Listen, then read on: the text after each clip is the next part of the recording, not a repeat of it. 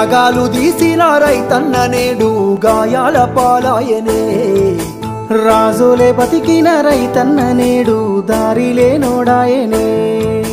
రాగాలు తీసిన రైతన్న నేడు గాయాల పాలాయనే రాజులే బతికిన రైతన్న నేడు దారిలేనోడాయనే